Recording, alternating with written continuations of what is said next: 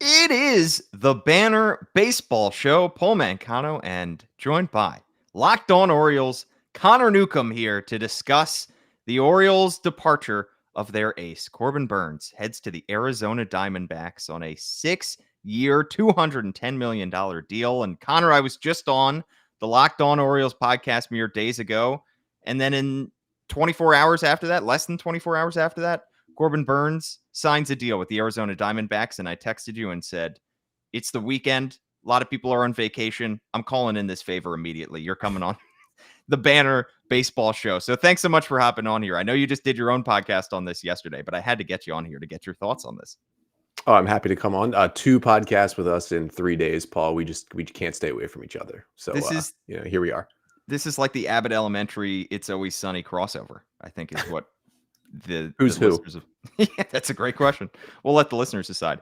All right, Connor, we're going to talk about what this move means for the Orioles, why Corbin Burnes picked Arizona, and where the O's go from here, how they could potentially pivot. Because when the Orioles made this trade for Corbin Burnes 11 months ago, they sent out Joey Ortiz, DL Hall, and a competitive balance round pick. They knew that this was not only a possibility, but probably the likelihood. Corbin Burnes is a Scott Boras client. We know Scott Boras doesn't like his clients to sign extensions. It was never really a possibility throughout the regular season that they were going to be able to get something done with him because he was 1 year away from free agency. He hits free agency. From what we heard, the Orioles made a competitive offer, but he signed elsewhere. To me, the fact that Corbin Burnes left via free agency does not change the fact that the trade itself that got Corbin Burnes to Baltimore was still a win, and it's still a deal that you do 10 times out of 10. I would do that trade every year again and again and again, even if you told me that they were never going to re-sign the Corbin Burnes type pitcher. If they could continue to bring in a Corbin Burnes every single year for 2 players who were personal favorites of mine. DL Hall, I was kind of probably on as a starter longer than others were. It became pretty clear by the end that he was going to be a reliever. I still think he'll be an impact reliever, although the Brewers are still trying to turn him into a starter. And I had worked with Joey Ortiz when he was a freshman in college and kind of seen him back then. So I was kind of on the Joey Ortiz hype train, and a draft pick, which Mike Elias covets so much. Now, he probably knew that, hey, at the end of the day, we're going to get a draft pick back when we offer the qualifying offer to Corbin Burnes, and he does not re-sign, and that is what happened. But if you can get an ace who's going to give you 32 starts, who's going to give you almost 200 innings of sub-3 ERA and start the All-Star game and be a Cy Young Award finalist and all this good stuff, and you can do it without giving up a cornerstone franchise piece of your future, you do it every single time. You look at the team right now, if all goes well for the Orioles, your infield is Westburg at third, Henderson at short, Holiday at second. If Ortiz was still on this team, the best case scenario infield would still be Westburg at third, Henderson at short, and Holiday at second. So Ortiz would be on this roster, no doubt about it, but he'd be a roving utility infielder. And you should be willing to give up basically a good reliever, which I think is what DL Hall will be, and a really good utility infielder to get a true ace for even a year. And I have no qualms about this deal 1 year later, knowing that it was just a 1 year trade. Yeah, DL Hall, like you said, was never really had a path to being a starting pitcher in Baltimore, unfortunately. If he was on this roster right now, he would be talked about as a lefty fireball reliever coming out of your bullpen, because the Brewers tried him as a starter last year, got pretty mixed results, and then he got hurt. But the Orioles, clearly, that ship had sailed for them. They tried him out as a reliever at the end of the 2023 season and liked what they saw. So that was going to be his path here. So what you gave up is still worth what you got back in Corbin Burnes, because he held up his side of the bargain, as Mike Elias said, and then some.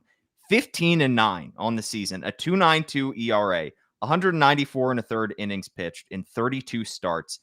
He was, in many ways, I know Kyle Bradish had a phenomenal 2023 season and garnered some Cy Young votes, but to me, Corbin Burnes was the best starting pitcher that the Orioles had had in terms of volume and in terms of quality, really since Mike Mussina. It's really been a few decades that the Orioles have had a capital A ace like Corbin Burnes. He made everybody else's lives easier. He made Brandon Hyde's life easier.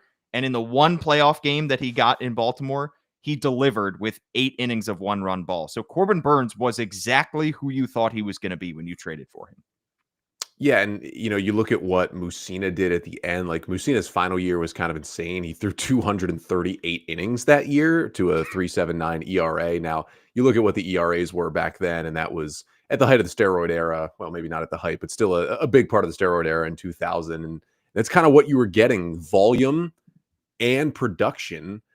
And you just combine those things with what Burnes gave you. And again, like nobody since Mussina had done that in a multi-year stretch. And unfortunately, the Orioles only get it for 1 year. And we'll kind of dive in more to that, I'm sure, why that is the case. But he was, again, everything you could have asked for. He saves his best start, I mean, in terms of length for the postseason. He pitches into the 9th inning for the first time as an Oriole in that playoff game. Of course, the O's don't score in game 1 of the wild card series, but he gives them everything he could possibly give them to keep them in that game. He made adjustments. He was able to hit his rocky patch in August when he had a 7+ ERA and then reshape the cutter and reintroduce the sweeper and have a 1.2 ERA in September. So even with the one point where you thought, oh, the real decline is starting. No, that was a bad month. And he looked like vintage premium Corbin Burnes in September and in the postseason when you needed him the most. I mean, you kind of look back on that trade, even though they got 1 year, I don't even think it was full value. Like, I feel like the Orioles, especially because they recuperated that draft pick, they could have given up more, and I still would have felt pretty good about what this trade got the O's. Yeah, it's unfortunate, again, that he's not coming back for more than 1 year, but he gave them so much, and especially for an Orioles team, like this is different if Burnes gets dealt to the Yankees. Like they've had arms like this. They've got Garrett Cole. This was such a hole on this Orioles roster for over 20 years that's why it feels like he filled a need even better in that sense. Yeah, and I mean, imagine if the Bats had backed him in game 1 of that series and come out and won game 2. They beat the Royals. They go on a run. You could see him having like a Jordan Montgomery with the Rangers type playoff run throughout the postseason, and they could make it to the World Series and win the World Series if only the offense was there like it was in the first half of the season. And then you're talking about that you got the steal of last offseason in Corbin Burnes because he was a playoff hero. He filled his side of the bargain. It's just the Bats did not back him, and the rest of the team was not there for him, and the Orioles got bounced, unfortunately, in 2 games. But he was pretty much poised, I think you could say, to go on another postseason run. He was pitching at his best right at the end of the season, despite that rocky August, like you said. And for the fans, I've seen a lot of fans that don't necessarily follow the Orioles, like Diamondbacks fans or Giants fans who are trying to cope with the fact that Corbin Burnes did not sign with them. And they're looking at the fact that he finished in the 51st percentile in strikeout percentage. It's like, no, that was pretty much by design. You know, he has made the choice that he's not going to hunt strikeouts, that he is going to try to pitch deeper and deeper into games, and he's going to try to pitch 30 to 32 starts a year and keep his career going into his late 30s. And I think that's the right bet to make because look at how it worked out in Baltimore. No, the strikeouts weren't there, but he still had a sub-3 ERA. He was still absolutely nails. Look at that playoff start. Only 3 strikeouts in that start, but went into the 9th inning and gave the Orioles absolutely everything that they wanted to. So to me, the strikeouts, the decreased strikeouts are not a cause for concern. I think the Diamondbacks are still getting an outstanding pitcher, and I don't think that he's necessarily going to decline as he gets older like some other pitchers would. He's still throwing a 97-mile-per-hour cutter, which is one of the best pitches in baseball. And like you said, he knows how to pitch. He is an incredibly bright pitcher who knows how to attack hitters and knows what adjustments he needs to make. So to me, if I were, team A or team B in free agency and I saw Corbin Burnes that was available for 6 years, $210 million, even though you're paying him through his age 35 seasons, I don't have many qualms with that because you look at the volume that he's given you over the last 3 years. I mean, he's made 32 starts each of the last 2 years, and in 2022, he made 33 starts. So he's giving you volume. He's giving you innings. No, the strikeouts aren't ridiculous, but the production is still elite.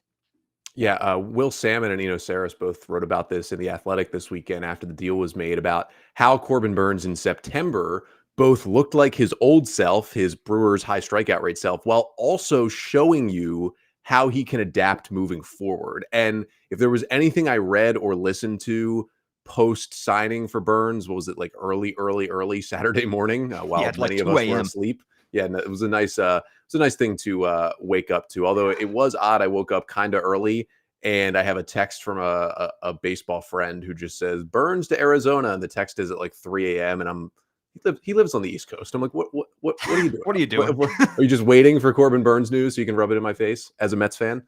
He's like, well, we didn't get Corbin Burnes, but we got Juan Soto, so it's fine. Anyway, you look at what he did in September, and this is what Eno and Will Salmon wrote about. And this is the thing that honestly made me the most upset, that Corbin Burnes is not an Oriole, because it really puts into perspective how good he can still be into his 30s and why a declining strikeout rate doesn't necessarily mean the decline of Corbin Burnes. When he had that terrible August, and opponents hit 321 against his cutter in August, something he is just not used to at all. He wasn't getting any swings and misses, 14% on that pitch. And it was a different offering for him. He took something off. He took almost 2 miles per hour off his cutter. He was throwing at 96 in August. He was only throwing at 94 in September, but he upped the usage back over 50%.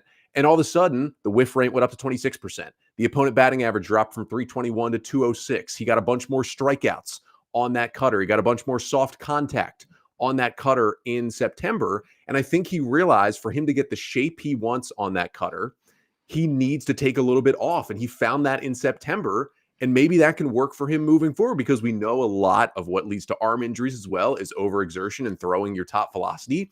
Maybe if he's throwing his cutter half the time and he's only throwing at 94 now, maybe that helps with his elbow a little bit. And the other big thing was Corbin Burnes had a little bit of a rocky first half in 2023 with the Brewers, his final year in Milwaukee. And then he introduced a sweeper in the second half and just cruised down the stretch. And it was a big part of him coming to Baltimore. It was like, is this going to stay in his arsenal? Well, we heard some murmurings about, he was maybe worried about injury or just worried about, heading into his platform year, doing something different, maybe that losing him some money in free agency. So we didn't see the sweeper at all, despite how dominant it was down the stretch. And then Burnes ran into that terrible month of August, and he said, all right, come on back, buddy. It's sweeper time. And he threw 54 sweepers all season. That's not a lot of pitches for a guy that threw almost 200 innings. 48 of the 54 sweepers were thrown in September. So he basically tossed it in once in a while. But in September, he brought that pitch back. And it had a 143 batting average against it, 50% swing and miss against that pitch. And what Saris wrote about was Burnes in his career, the reason he's been so good is because his cutter neutralizes lefties. And even though he's a righty, his cutter makes him so good against left-handed hitters. He was actually struggling against righties this year because of the cutter shape. It had changed a little bit, and it was easier for righties to hit it because he would try to throw it to the inside corner, and it would leak out over the middle and become a very hittable fastball. Well, that sweeper was basically unhittable to righties, and it made him good against right-handers again. And I think it was in Will Salmon's piece, he talked specifically about the sweeper and basically was like, look, I've talked to sources and pitching coaches around the league, and they are more enamored at this point with Burnes' sweeper than they are with his cutter. And they still believe he throws the best cutter in Major League Baseball, at least among starting pitchers. That's how big a weapon that can be. Now, it's going to take some convincing, it would seem, from the Diamondbacks for Burnes to throw that sweeper all year. But the fact that he now has that long-term assurance and commitment, maybe he's more willing to let that pitch loose that he was a little timid with his last couple of years. And I think that is the pitch in his 30s that brings him to the next level. And again, he threw 54 of them last year. He showed good command, good swing and miss, and it helped him through September. I think we're just scratching the surface of the back half of the career pitcher Corbin Burnes could be, where, yeah, it's a lot of cutters. They're more 93, 94 than the 96, 97 they used to be, but it's more sweepers and more curveballs. And we saw how good that changeup could be when he has command of it. And we see a different Corbin Burnes that I think could be closer to the 23% K rate we saw instead of the old 33% K rate, but is still, a top percentile pitcher in allowing soft contact and not allowing a lot of line drives and getting ground balls. And it's a different Burnes that I think is still able to pitch 180, 190 innings every year and give you an ERA around 3 and just do it a different way. And it could almost be, what you see from someone like Nelson Cruz as a hitter, where in the back half of his career, he does something different, or JD Martinez, where in the back half of his career, he does something different, but he's really, really good at it in his 30s. The difference is those guys weren't good in their 20s. Burnes was also really, really good in his 20s. And I think it's going to be a different way to get to all-star status. And that is what has me more upset. Yeah. It's that some people are saying, oh, it's fine. We're not going to give him 200 million. He's on the decline. Like, if there's any pitcher who's going to make these adjustments and be ready to make them, it is Corbin Burnes, because he already showed us that in Baltimore, if you were paying attention closely. And I think in Arizona, where he's even more comfortable and he can live at home and he doesn't have to worry about his wife handling 2 twin newborns all the time, Burnes could be even better for the D-backs next year. Yeah, I'm glad you brought up why he made that decision to go to Arizona, because his family is in Arizona. He's got 3 little kids who are all 3 years old or younger. His wife just had twins right before the All-Star game. Remember, he pitched and started the All-Star game for the American League and then basically hopped on a plane and went back to his family. So I think that there was probably a deal out there that could have gotten Corbin Burnes back in Baltimore. But from everything that we've heard reported, he really did want to stay on the West Coast and ideally in Arizona, and was willing to take less money in order to be there. Andy Koska, the Baltimore Banner, where you can subscribe $1 for 6 months, reported that according to a source with direct knowledge, the Orioles made a competitive offer for Burnes, but it did not quite reach the level of the deal he ultimately agreed to, even though that source didn't indicate exactly what the offer was. So it's positive, at least, that the Orioles didn't totally give up on Corbin Burnes early in the free agency process, and they were still making a competitive offer. But it's clear that there was an uphill battle for them to climb here in order to bring him back to Baltimore. And for Arizona, this is a team that I think is pretty desperate to get back to the World Series after they made it 2 years ago and then had a disappointing 2024 season. And they just seem to do this every couple years where they go out and randomly splurge on a pitcher. Jordan Montgomery was the guy that they signed last year, and their owner is already saying that that was a mistake because that was too late in the process.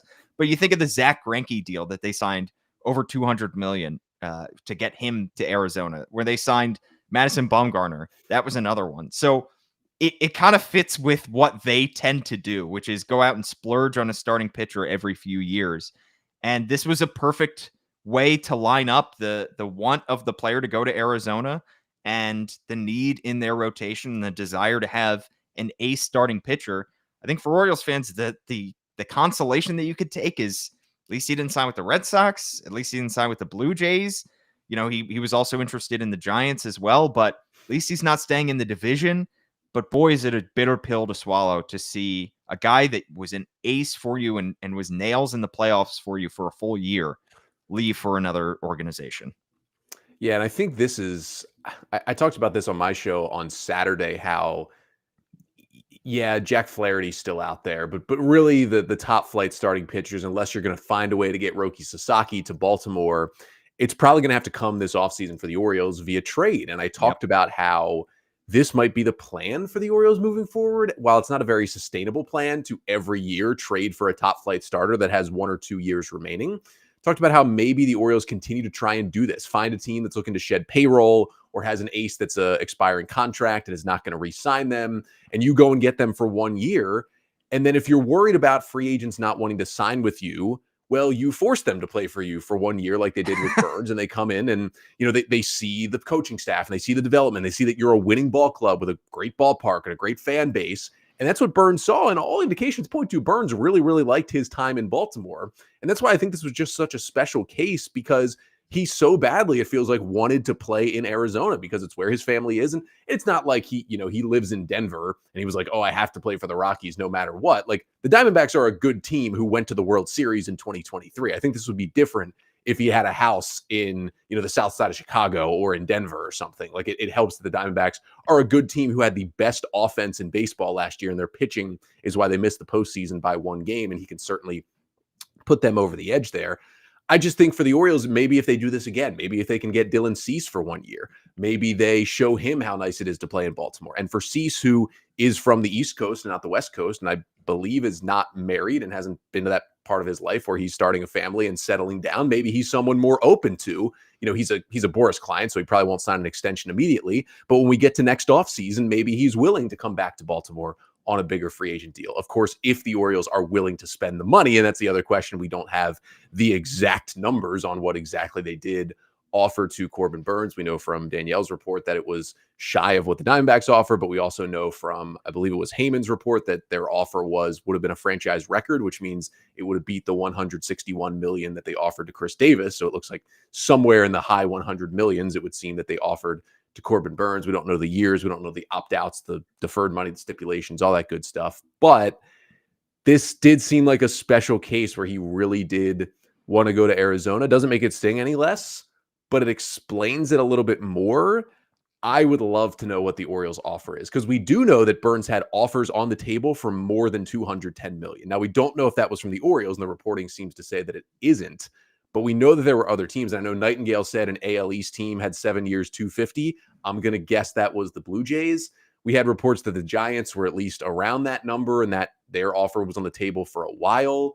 I would assume that the Red Sox were in play for a good amount of money for Corbin Burnes. And I think we can turn to that 210 million was not the most amount of money that he got offered, but it's not always about the money for these guys. They are human beings. And I think Corbin Burnes was a really good example of what other things go into a free agency conversation. Yeah, absolutely. It just, in a lot of ways, though, it did feel like this is a guy that you've already seen pitch well for you. It's not like you're taking a risk on somebody that you've watched, like Max Fried, that you've watched pitch, in a different market for a different team for several years and be good. And you're saying, you're gathering your information about him based on scouts, based on talking to coaches and teammates, and based on sitting him down and talking to him when you make your pitch to him. No, you know exactly who Corbin Burnes is. The fit was perfect. The fit was ideal, and you still couldn't get something done. And I'm not saying that the Orioles needed to re-sign Corbin Burnes. And I'm not saying that, this offseason will be a disaster if they don't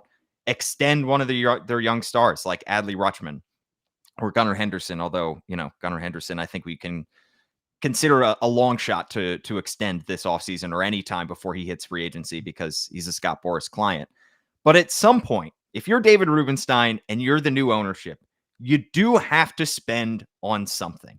You do have to at least make an offer, bring somebody in via free agency, or extend somebody to a long-term, multi-year contract. The Tyler O'Neill deal was the biggest one that the Orioles had signed under Mike Elias.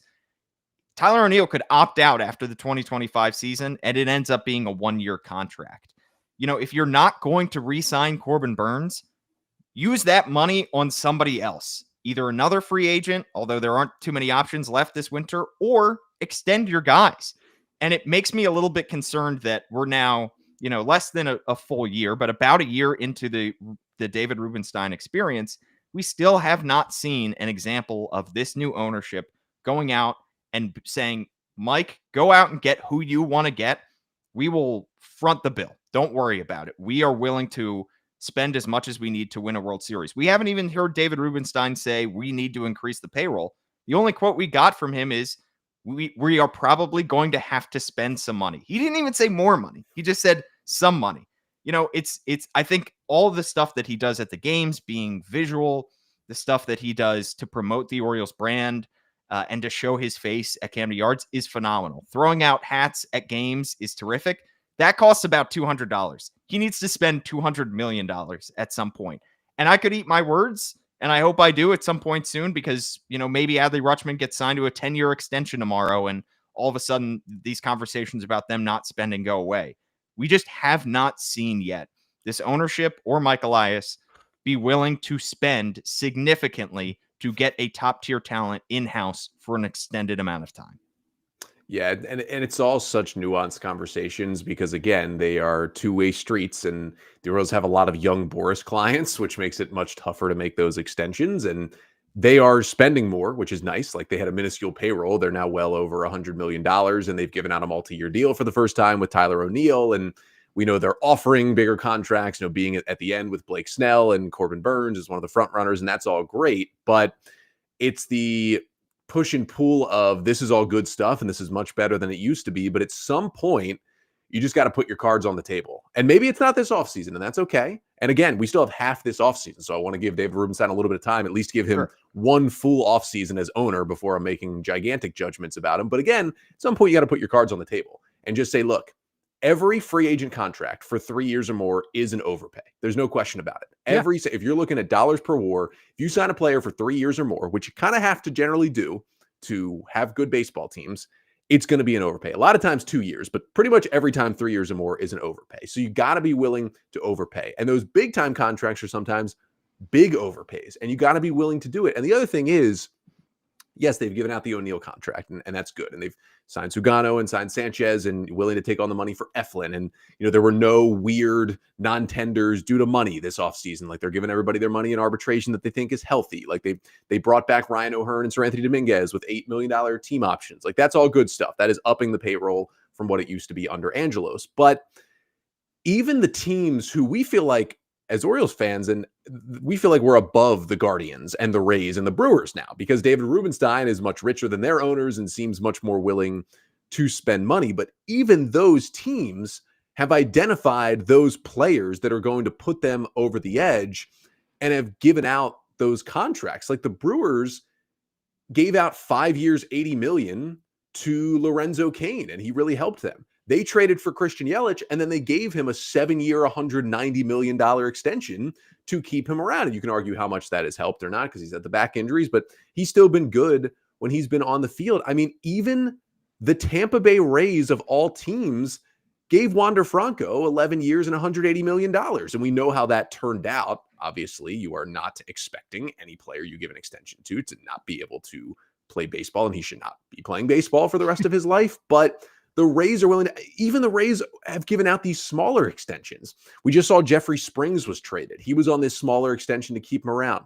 Brandon Lau, as soon as he broke out, #GoTerps, he got a small extension as well. Guys like Pete Fairbanks, Yandy Diaz have gotten these smaller extensions from the Rays.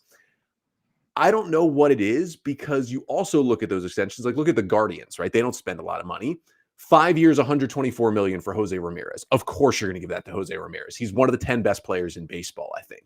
But you look at Jose Ramirez 2 years ago, signing 5 years, $124 million. What would he get in free agency right now? He would get like 8 years, pushing $300 million in free agency right now. So it's a two-way street where it's like, yes, these teams have given out money, but you look at the way they've given out these extensions.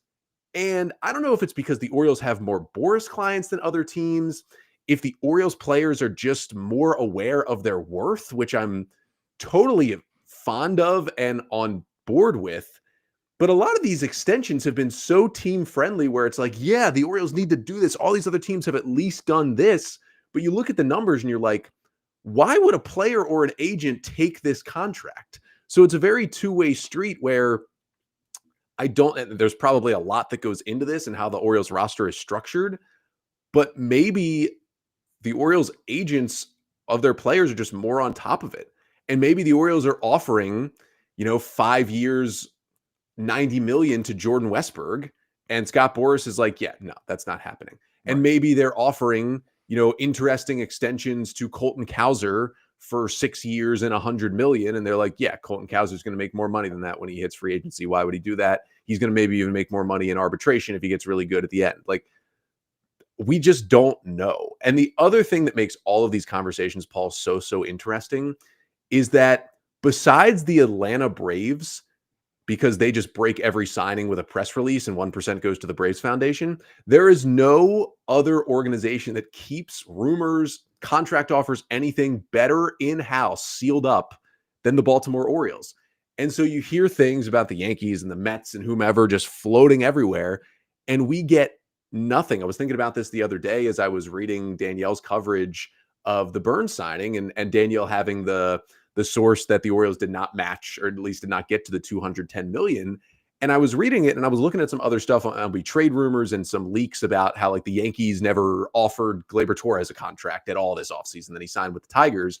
And I was thinking about how other beat writers in other cities cover the teams. And I just was like, the Baltimore coverage is kind of different because nothing comes out of this front office at all. Like, there are just so many more leaks and inside sources for a lot of these other teams. And that's not on the journalists. That's on how tight-lipped everyone in that front office is. And so it makes these conversations even harder to have because we don't even have these little breadcrumbs. Like, the smallest breadcrumb we have is that the Orioles were competitive.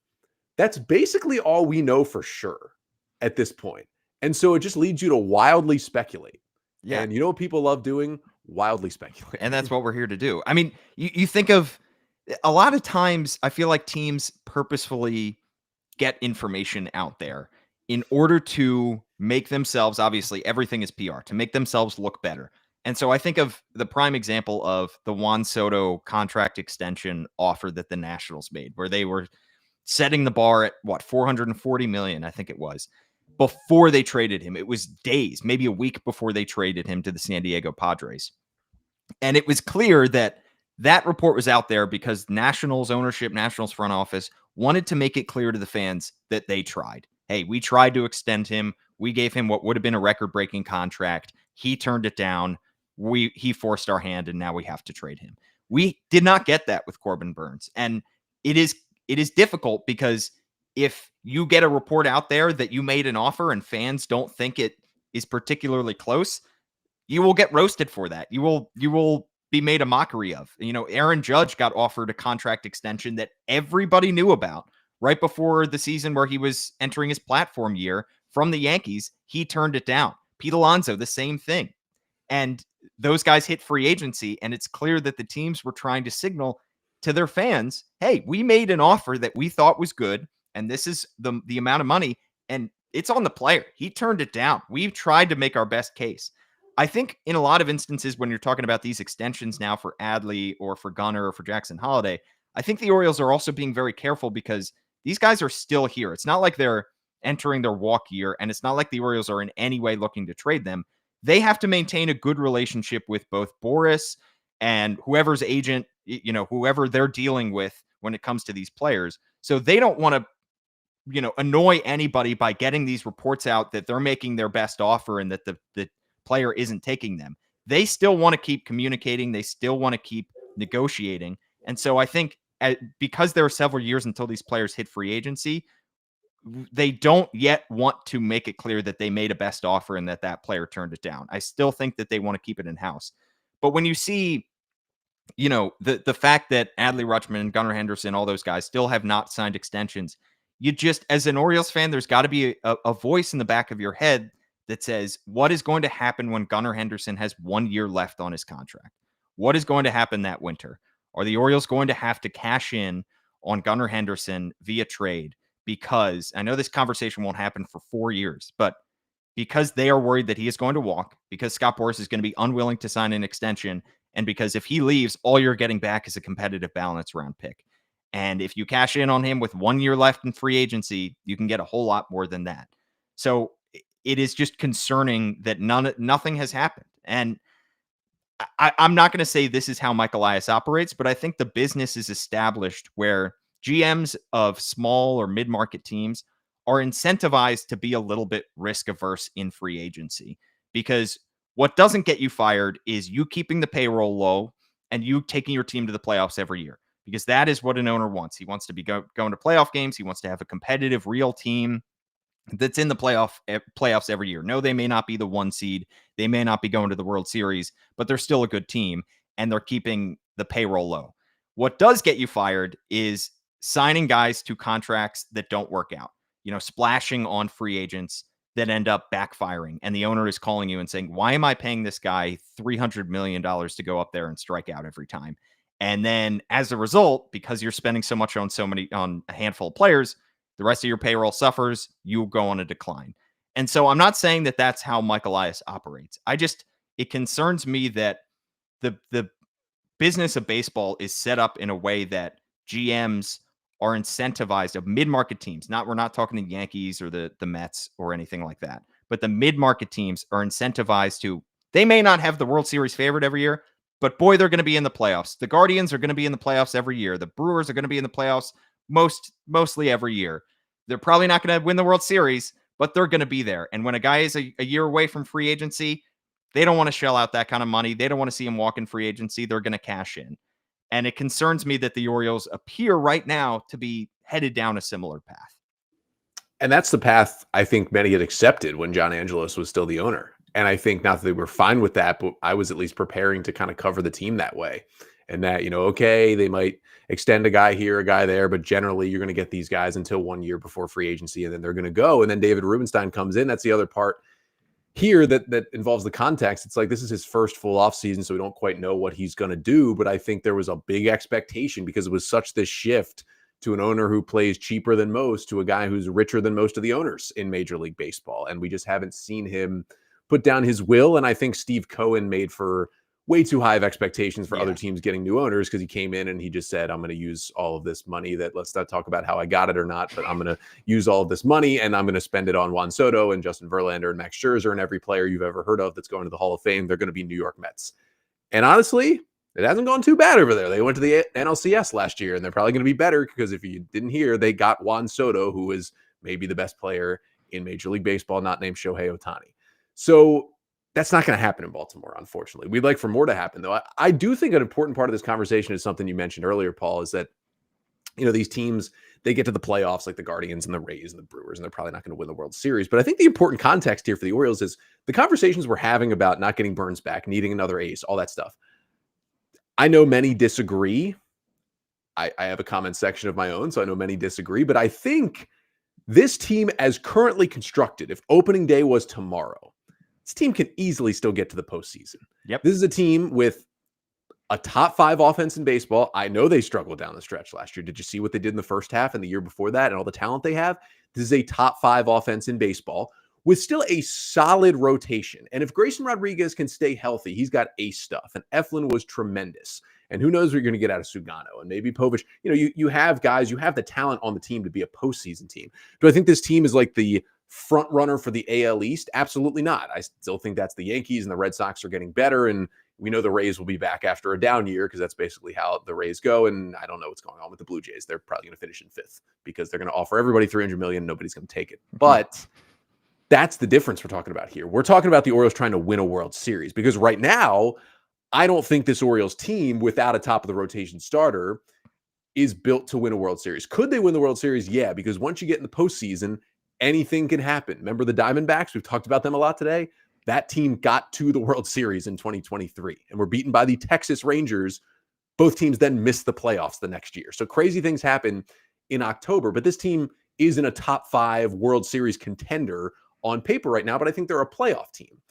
So if you're fine with that, as Mike Elias, and as you said, having that job security of being a playoff team on paper, yeah, maybe every handful of years we don't make it. We win 85 games. We take a little step back. We miss the postseason by 3 games. We make a nice trade in the offseason. We regroup. We make the playoffs again.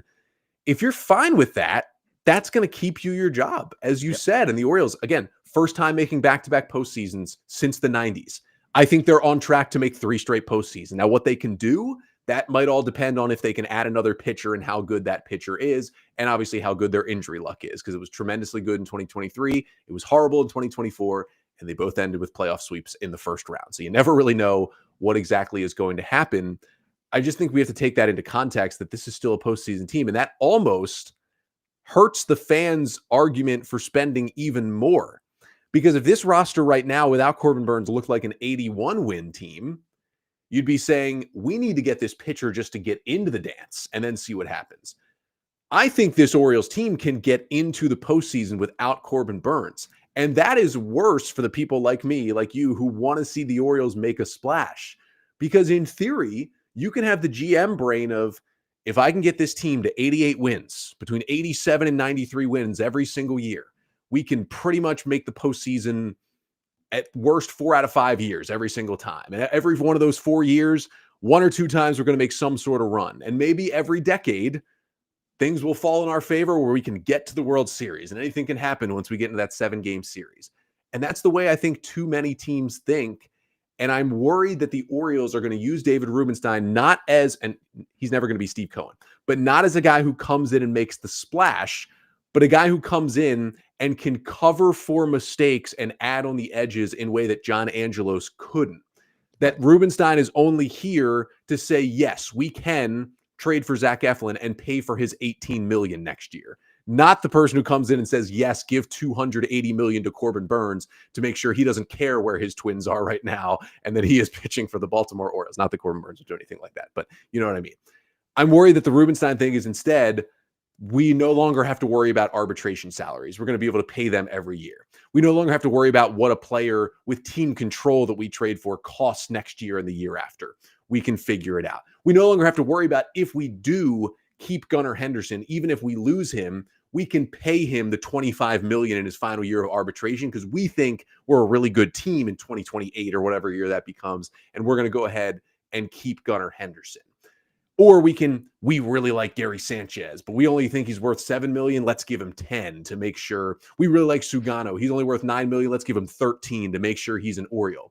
I'm worried that right now, that's what Rubenstein is here for. And that's better than Angelos, but the Angelos bar was just above the floor. Yeah. And that, I think, right now is probably my main worry. Not that the Orioles won't spend or won't be good or going to tank out of the playoffs and go into a rebuild again.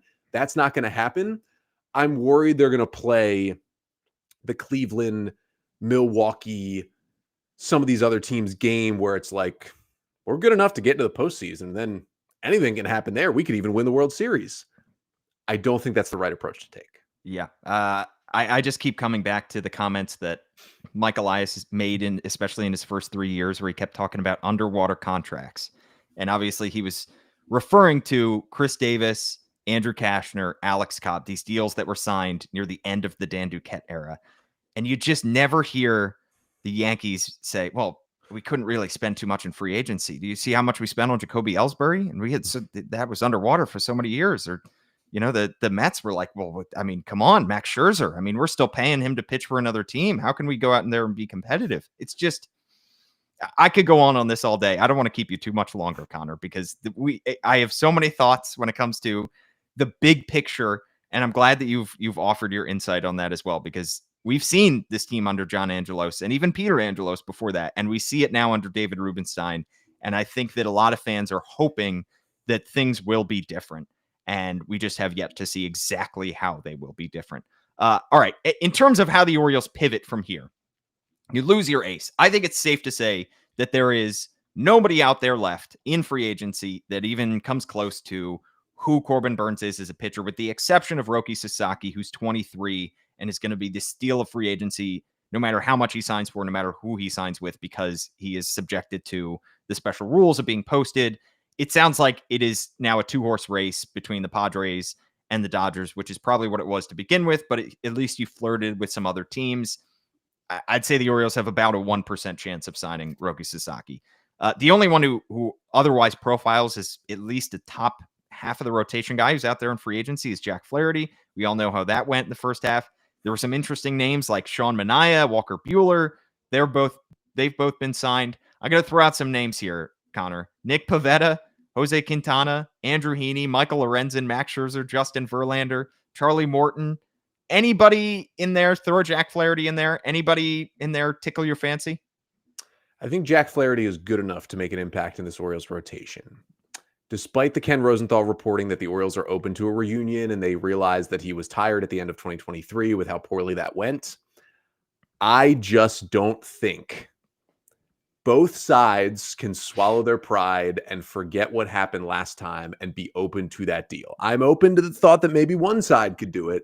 I think it's better for both if they just don't make that deal. So I'm going to say no on Jack Flaherty. I am Nick Pivetta Pill-vetted. I love Nick Pivetta. I would love to see him in Baltimore. I've gotten some pushback on that. But if the reporting is correct, the Orioles are not interested in him because he has the qualifying offer attached to him. And basically that pick they just got back for Corbin Burnes would go right on its way if they did sign Nick Pivetta. And at this point, I love Nick Pivetta, but is that worth it? Yeah. Because he has a lot of questions. He has a massive home run issue. He has consistency issues. The stuff is all there. Okay, fine. Then maybe they're not going to sign him. And then after that, I'm good. Like, if they hadn't signed Sugano, I'd still be having this conversation because it'd be like, oh, they can still add to the back of the rotation. I like Andrew Heaney. Maybe Verlander can bounce back. Maybe Scherzer's neck is not completely exploded. Like, maybe there's a chance here. At this point, they've gotten Sugano. They've gotten their back end innings eater veteran. No, we're good in that pile. So we're transitioning to the trade pile at this point. Yeah. And I think that, I'm sure we'll maybe talk about this, I think that might hurt the Orioles because I think every team knows that them and Jack Flaherty had a kind of a nasty breakup, and they may not be getting back together. And I think every other team knows that, oh, you want Dylan Cease? Well, I guess you can't sign anyone else that is Dylan Cease at this point, so we're going to jack up the price on you. Yeah, and also consider the teams that just missed out on Corbin Burnes: the Blue Jays, the Red Sox, the Giants. I think somebody like, maybe Justin Verlander or Max Scherzer or Andrew Heaney or Nick Pivetta could be in for a big payday because they're the only guys that's left. And the Orioles, I think, probably would be wise to stay away from that. Michael Eis did say at the winter meetings, the Orioles are not counting out anybody just because they have the qualifying offer attached. But obviously, we know that they do like their draft picks. They did just get one back because Corbin Burnes signed elsewhere. Let's talk about the trades, though. I'm going to throw out some more names. Pablo Lopez, Dylan Cease, Luis Castillo, Framber Valdez, Jordan Montgomery. Anybody tickle your fancy there? I think the Jordan Montgomery door is an interesting one now because maybe the Diamondbacks said, we got our ace. We don't need another arm in the rotation that we thought stunk last year, and he had a really down year with an ERA close to 6. Maybe the Diamondbacks are willing to eat a good amount of that contract, trade him to the Orioles, and the Orioles say, this is a nice rehabilitation project and somebody who, if he gets everything right, we've seen him be nails in the postseason, and he could come at a cheap price. Maybe Jordan Montgomery is the guy that they get back from the Diamondbacks and the Corbin Burnes for Jordan Montgomery trade, so to speak. Paul, you know that meme where it's like all the troops lined up and there's the clown in the middle? Yes. Jordan Montgomery. I often feel like that. Yeah, Jordan Montgomery is the clown in that group of pitchers that you just named. But go back a year. It's a completely different story. Listen, I like Jordan Montgomery. I think he'll be better anywhere but Arizona because literally that's the place where the owner said we made a mistake and we should not have you on our team. So I do think they're going to trade him, and I think they're going to be willing to eat a lot of his contract. Maybe the Orioles could, on the flip side, eat the money on Montgomery's contract and basically make him free. Like if the Orioles just say we'll eat most of the money, I don't think they would have to give up anything. I think it would be similar to the James McCann trade.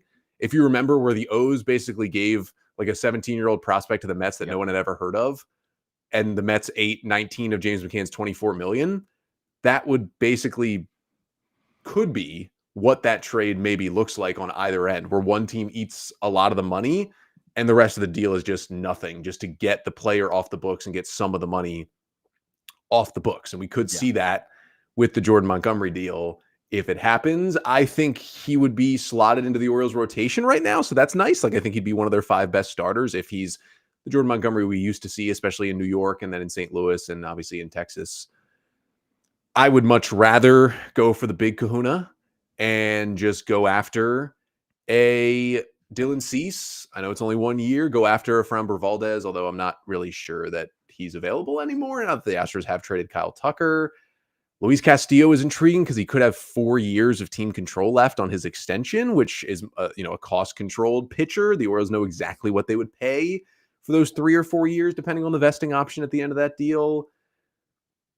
Pablo Lopez would be like the white whale at this point. He's got 3 years of control. He's got ace stuff. He's been a little inconsistent, but he would be the guy I would give up a lot of things for because you get, again, you know what you're paying for him for 3 years.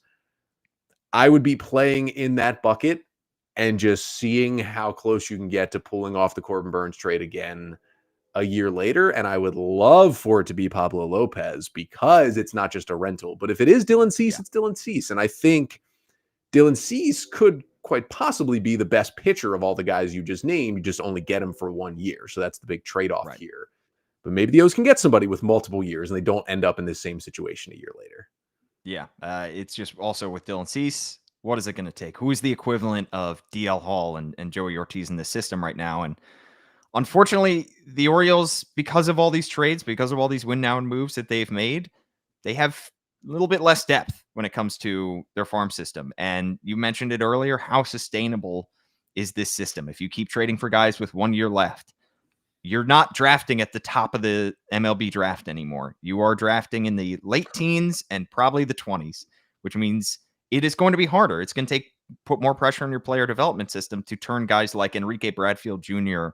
or Vance Honeycutt into top 100 prospects. Orioles are bullish on their player development system. It's just going to be harder and harder to churn those guys out and to turn them into trade pieces. And they have a couple blue chippers. They have Samuel Basayo, Kobe Mayo, Heston Kjerstad. I don't think they want to deal those guys. We have so much of the offseason left, though, Connor. We're not even into the new year. And I appreciate you giving me your thoughts for 50 some minutes here on the Banner Baseball Show a day after doing a Saturday podcast. You do a Sunday podcast back to back. I hope you can get some time off and relax this New Year's. I hope everybody enjoyed listening to us blabber on for as long as you did. If you did, write us a good review. Write us a 5-star review on Apple Podcasts. Give us a like, a thumbs up, rate, subscribe, and of course, subscribe to the Baltimore Banner at $1 for 6 months. Connor, I know you're not on X anymore, at least with any frequency, but where can people find Locked On Orioles brand in all things? Yeah, probably not as much on social media, but you can find it on YouTube, the Locked On Orioles YouTube page, or wherever fine podcasts are sold, whether it's maybe Apple Podcasts, Spotify. It's Locked On Orioles. We're at the 3 episodes per week portion of the off season, which is down from the 5 episodes per week. Next week, little live mailbag on the YouTube show on Monday evening that people can check out. First of the year on Wednesday will be the first opening day roster prediction. Hopefully not all the players involved in that are in Baltimore yet, hopefully, but maybe that is the case. We will kind of look at the roster and 3 days a week until spring training begins, but wherever you get your podcasts and YouTube, maybe Locked On Orioles will pop up on Blue Sky by the time the season starts, but we'll see. We'll see indeed. Thanks so much for hopping on. Thanks so much for